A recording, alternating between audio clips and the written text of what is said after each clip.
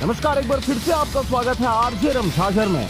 और इस वक्त की बड़ी खबर निकलकर सामने आ रही है बिल्हा विधानसभा क्षेत्र से।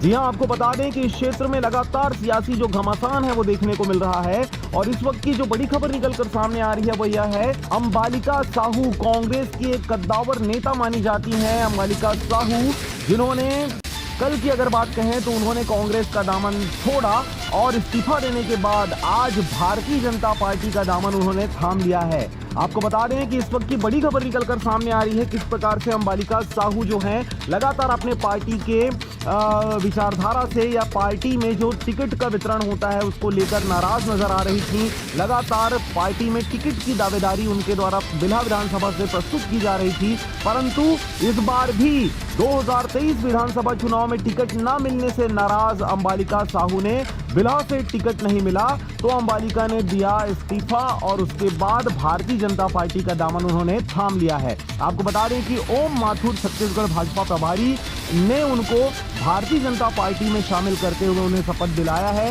इस दौरान आपको बता दें कि अंबालिका साहू लगातार कांग्रेस से जुड़ी हुई थी, 20 वर्षों का उनका साथ रहा है और इस क्षेत्र में लगातार बिल्हा विधानसभा क्षेत्र की अगर बात कहें तो लगातार उनके द्वारा कई काम करवाए गए। इस दौरान कई आरोप भी उनके ऊपर लगाए गए, जिसमें परसेंट बेस्ड काम लाने की आरोप जो हैं उनके ऊपर लगाए गए, परसेंट लेकर काम कराया गया इस क्षेत्र में, इस प्रकार के आरोप उनके ऊपर लगाए गए। और लगातार आरोप और प्रत्यारोपों के बीच 20 वर्षों से टिकट की दावेदारी प्रस्तुत करती हुई अंबालिका साहू को आखिरकार टिकट नहीं दिया गया और यही वजह रहा कि इस वर्ष 2023 विधानसभा चुनाव में उन्होंने भारतीय जनता पार्टी का दामन थाम लिया है। आपको बता दें कि कांग्रेस से सियाराम कौशिक को टिकट दिया गया है बिल्हा विधानसभा क्षेत्र से और भाजपा से धर्मलाल कौशिक।